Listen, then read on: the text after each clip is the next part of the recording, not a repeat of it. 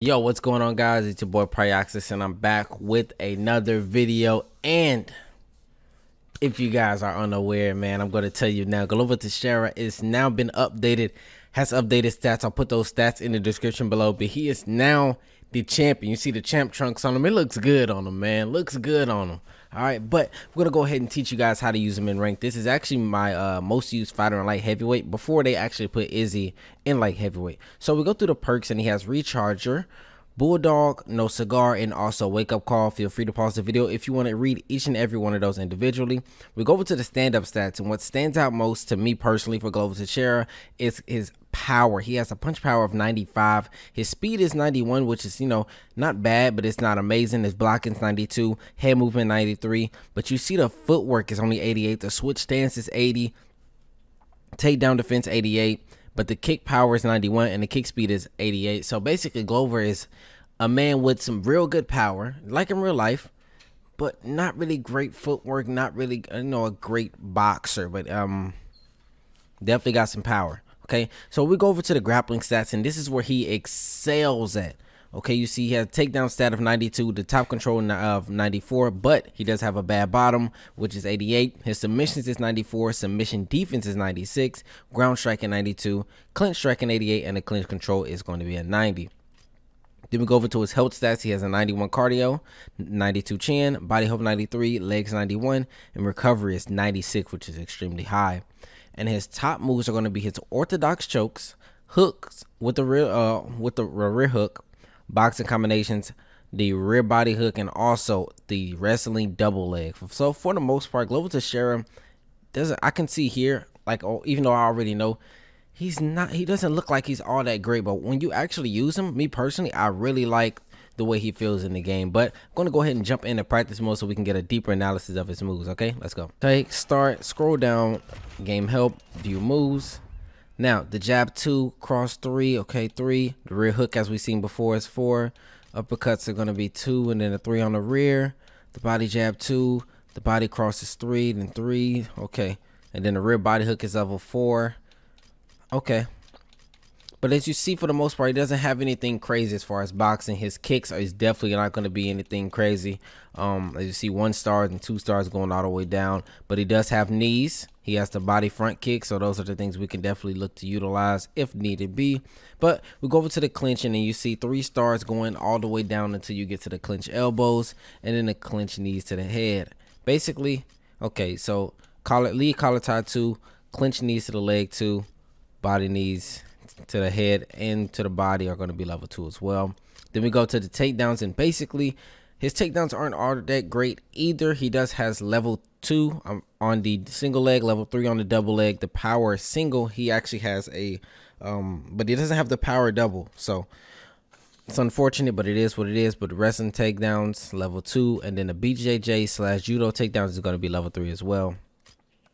Then we go to the ground, and you see the ground straights and the ground hooks are both level 3s, and basically level 3s going all the way down until you get to the ground uppercuts.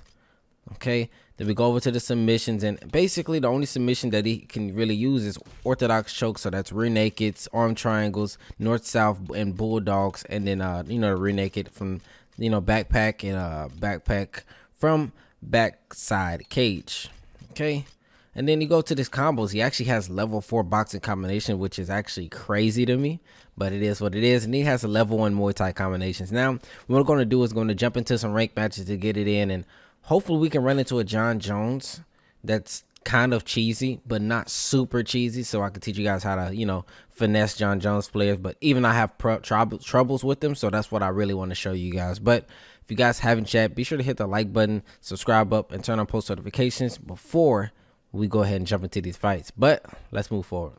Okay, yellow flash. He actually has 4 games up on me, and I have 5. This matchup may be the hardest matchup in light heavyweight division for Global Teixeira, because one, DC can wrestle, and you guys know he has a bad bottom game. 2 is because the boxing ability of Daniel Cormier, man. He has some real good boxing, so you gotta be careful and really pay attention to what your opponent is doing. Okay, so you guys see he starts off with a hook, then does a jab, and then another jab, then he goes to the body.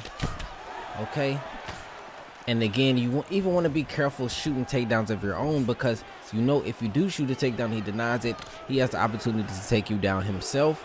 Also, you drain a bit of stamina doing so.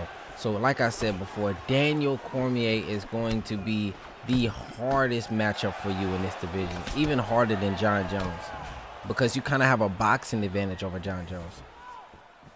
But here's the thing, if I can get DC on the ground, I will be not just fine, but you know, I'll be in a better space, because Daniel Cormier off the back isn't that dominant, but on, you know, on top, because I mean he's obviously a dominant wrestler,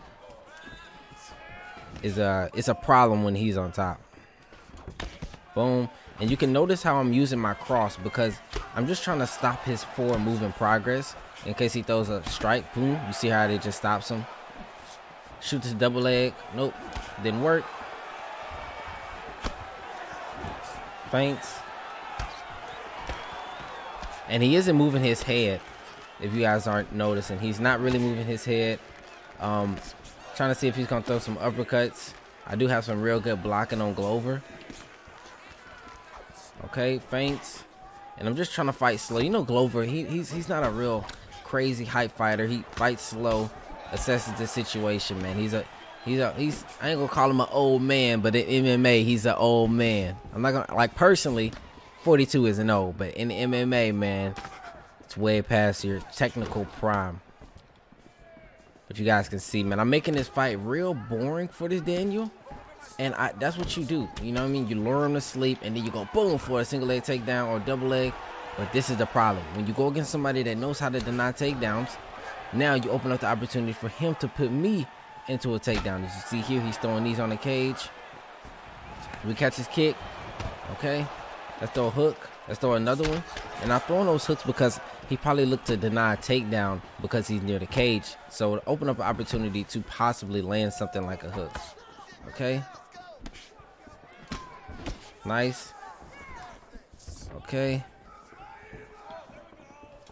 1, 2. Okay, he throws an uppercut. Throws a 3-piece, lands it. Okay, throw the cross.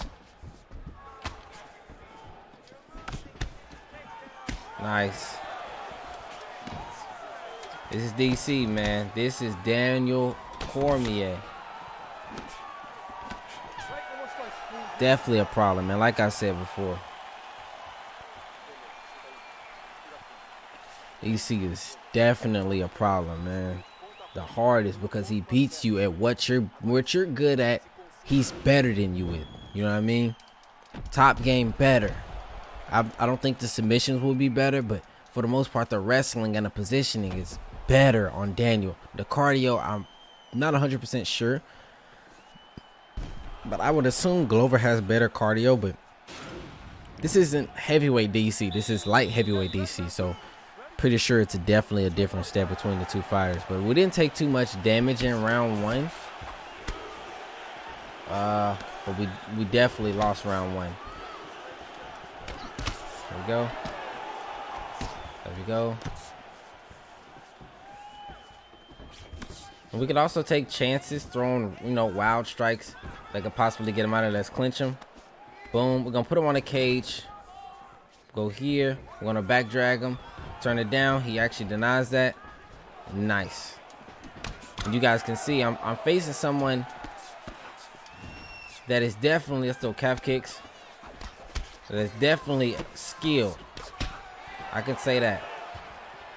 And you can notice how he isn't shooting takedowns, because he knows he's a better wrestler than me. Throw a 4-piece there, and he's throwing elbows. Okay.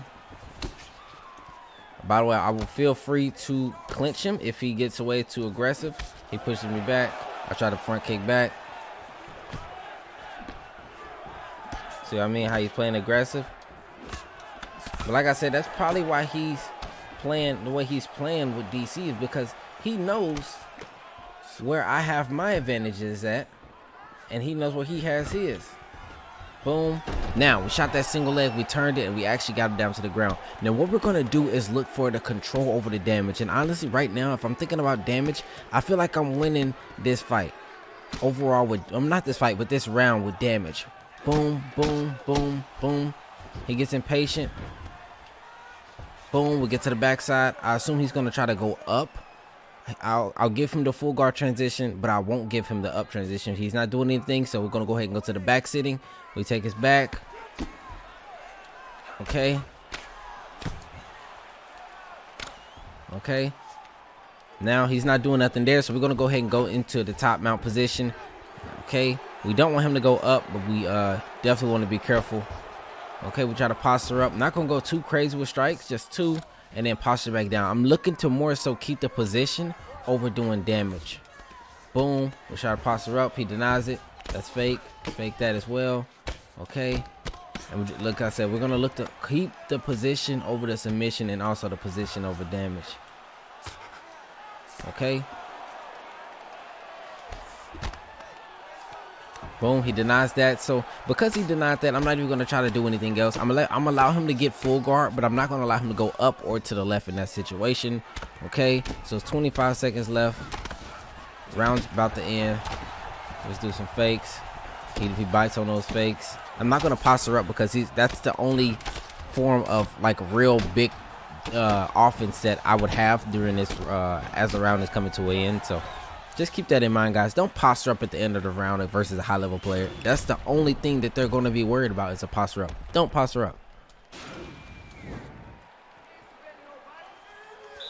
Okay, so here we go. Round 1, I'd say was for him. Round 2, I would personally say it was for me. We stop him in his tracks with the cross. Okay. Calf kick. Let's clinch him. Boom. Nice. Good work. Good work. And I'm not going to spam takedowns. Ooh, nice 2-piece. Let's go a calf kick. Nope. Let's back up. There you go. I need to throw in some feints to try to catch his head movement. Okay. He's trying to walk me down. Throw some calf kicks. Cross. Let's back up. Let's clinch him. Oh, that was nice. That was nice. I don't want to look like I'm a clinch spammer or nothing, so I'm not going to consistently. There we go. We catch his kick. Walking towards the cage. Let's go the opposite direction. Boom. He probably was expecting the other one. Now to do that takedown there, once you catch their leg, right? Once you catch their leg, you want to immediately walk them towards the cage. And the second their back hits the cage, you hold your left stick either up or down. Now it all depends on, you know, no. It all depends on, you know, which position you're in based on what takedown you will get. Boom. Now, what he tried to do was go to the sprawl position. Now, I know 100% that if he goes sprawl in that position right there, what is he going to be able to get? My back is going to be near the cage, and then he can just go up. So I was 100% denying that direction. Now, right now, what direction I'm going to deny is the side control, and that's to the left. I'm not going to give him that position. He can go backside like this right here, but I'll posture up, boom, and just rain down a couple strikes. Not a crazy amount of damage, but I'm just looking to hold the position over the damage and over the submission. You can see here, he's not doing nothing, so we're going to try to back sit him. We do get it. And this also frustrates an opponent for you to be, you know, the fighter on top. And it's like, bro, you're not doing nothing. But yeah, but you're not doing nothing either. I'm the dominant fighter. Boom, he denies my top mount position. Okay. Okay. Because of that, I don't want him to get the opportunity to get back up to the feet. So I'm going to go back to the backside. Let me see what he's going to do. If he doesn't do anything, I won't do anything. 2 strikes. Posture back down. I'm going to look to deny up the second he tries to do anything. Let's put his posture up again. Posture back down. Again, he's not trying to do nothing now. I denied that off a reaction. Let's try to go back mount. And I just want to go crazy with strikes. Nope. Okay, cool. End of round 2. Or end of round 3, I'm sorry. In round 3, I feel like I won this round as well. And for anyone that's watching this and be like, bro, this is boring. This is what you have to do in order to be at a high level. You must fight to your fighter's strengths and your opponent's weaknesses. Okay, just keep that in mind. And in some matchups, your opponent doesn't have crazy weaknesses, so you really got to make the reads, and you got to create the weaknesses. Nice. Throw 2 knees to the stomach. Okay. Okay. I didn't expect that one. Damn. Good work. I did not expect me to get rocked right there. I'm not gonna lie. With the clinch. He did work though.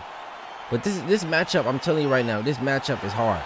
This is not a easy matchup for Global Teixeira, and I have no problem with showing losses. I'm not no superhuman. I lose in this game too. I didn't expect when I clinched him, for his strikes to do so much damage, like 2 strikes and I was rocked. And then he finished it up with the ground and pound. But it is what it is, guys. I'm telling you right now, Daniel Cormier is going to be the hardest matchup for Glover Teixeira in UFC 4, because he's a better boxer and he's a better wrestler and better ground game than Glover Teixeira. But with that being said, I'm going to move on to the next fight, guys. If you enjoyed that one, be sure to hit the like button, subscribe up, and turn on notifications. All right, let's go. All right, so this is a Daniel Cormier Division 11, unfortunately. But it's still Daniel Cormier. If he denies my takedowns and does the right thing on the feet, he'll be just fine. But again, here we go, man. 5-star Daniel Cormier versus the champ. See what he's doing. Double jabs. Well, 2 jabs, not really a double jab. Okay, jab, rear hook. Already can see that he looking to attack up top. Okay, let's shoot a takedown. Nope, didn't work. Get out the way. Let's clinch him. Put him on the cage. Okay, we go here. Let's try to backpack him. He denies it. Nice. So he's a bit aggressive. He's usually throwing a jab first. Nope. He's usually throwing a jab first. And you'll see the levels between divisions. Like the guy I just fought. And I don't even want to say divisions. I just want to say opponents. Someone that is acknowledgeable based on their fighter and the matchup, like my last opponent. And this guy may do the same, you know what I'm saying, make mistakes, way more mistakes than the last opponent did. And you can see how much strikes he's throwing. He's already making a lot of mistakes, right? See how much is he throwing? Boom, there you go, boom, boom. And that's probably going to be the end of the fight. Again, the difference between a high-level player and a low-level player is the mistakes that they make and how they capitalize on their opponent's mistakes that they do make. The first guy, I had trouble. A lot of trouble trying to get him out of there. But then I played this Daniel Cormier, that's Division 11, not that great, not that acknowledgeable with the game, makes a lot of mistakes. I hit him with 1 shot, then gets the rock, boom, goes to the body, and then a rear overhand, then drops him, then goes for the ground and pound finish. And it's just like that, man. You gotta stop making so many mistakes, man, and understand your matchups, guys. But I'm gonna go ahead and try to get one more fight in for you guys. If you do enjoy, or if you did enjoy that clean knockout, don't forget to knock out that like button too. Okay, let's go. Okay, so here we go, guys. R54 TV. He's using Jan Blachowicz. Now, this matchup here, guys, and you're gonna hear me say this a lot. If you're using a wrestler, like if I do a video where I'm using a wrestler, chances are I'm going to want to wrestle with a lot of matchups that I'm going against. Now, Jan Blachowicz, what did Glover Teixeira do to him in real life, guys? He wrestled him. So what do you think you're going to have to do to him in the UFC 4? Wrestle him. All right, so let's see what he's doing. He throws a low kick there, landed. Glover Teixeira has some real good power with the hands, with the legs as well. So you don't want to engage too much striking with him. No, he is the mistake. He threw a high kick, completely whiffed it. Now, I know somebody's going to ask, yo, how did you spear him? The only reason you can get a spear takedown is if your opponent throws, no, I guess he got that. If your opponent has a certain amount of short-term stamina missing, you can get that takedown. As you see, he whiffed a high kick, so you know he had a whole bunch of stamina missing, and I had a real big advantage over him, so I was able to get that takedown. When we get to the top mount, what is he gonna do? Just gonna watch him, see what he gonna do. Okay, and again, I'm looking for the position over the submission. Okay. Again, I'm if he wants to sit here and lay on his back, I'm fine with that. You can lay on your back. It looks like he's doing like some type of glitchy thing. Boom, he goes to the right. Let's throw a punch. Let's posture up. See if we can get the side control. Nope. Nope. We couldn't. Now we got 2 minutes and 30 seconds left on the clock. Okay. Now I'm looking at the top of the screen, the grapple advantage, and you can notice how he's trying to deny a transition, and you can tell because you won't do anything and your opponent, you see how it goes up right there? He's still trying to deny transitions. Look at it. You can see that. He's trying to deny transition, so I'm gonna look at that, and if I see him do that, I have a small window where I can try to transition. Watch. See what I mean? Pay attention to that. Some people will try to deny transitions that you ain't even tried. And that'll, you know, open up. He just did it again. He's about to let me finish him because he's keep doing all that extra stuff. He goes up. Nope, denied that. Boom. Let's posture back up again. Mink. Oh, yeah. Good fight, bro. Good fight, bro.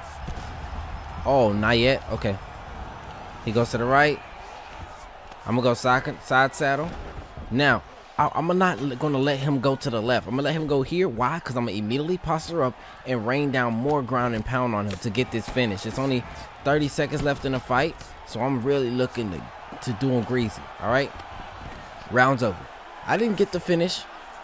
I didn't get, you know, but what I did get is a whole lot of damage on his head. Now, he just gave me the opportunity to posture up again with a free transition. There you go. Now, that's the end of the round.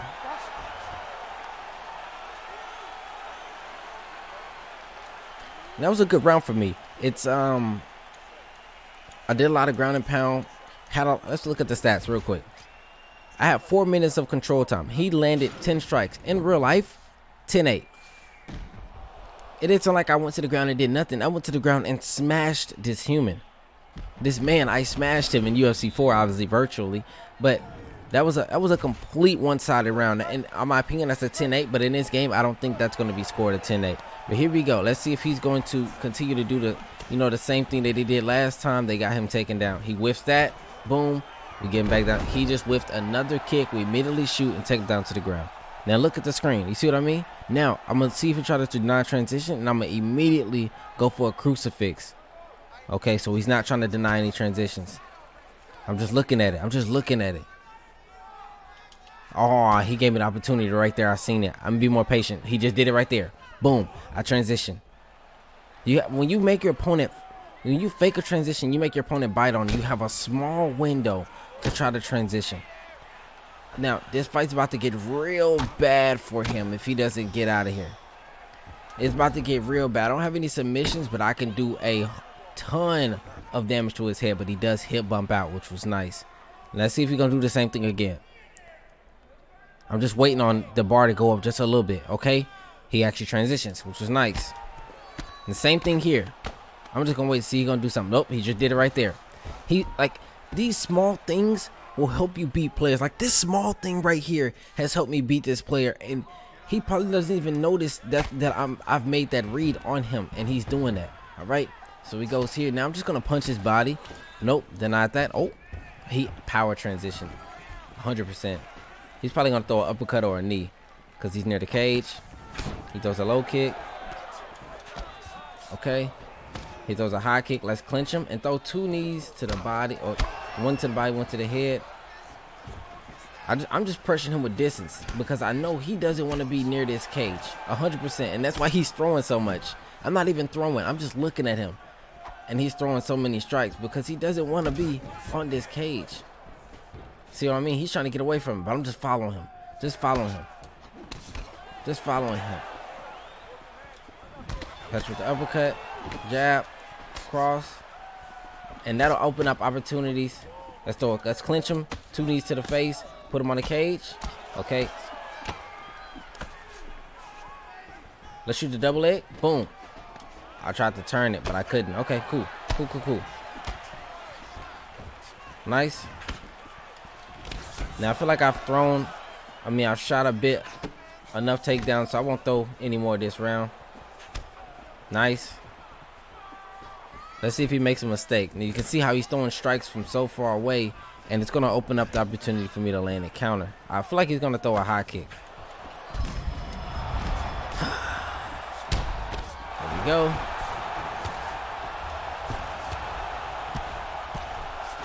That's it. Call me Mystic Mac. I predict these things. Good fight, Brody. Good fight. I don't know. A lot of times I can feel when a fighter's about to throw something. I just felt the head kick coming, so I immediately ducked when he threw it. Threw the same strike on the same side.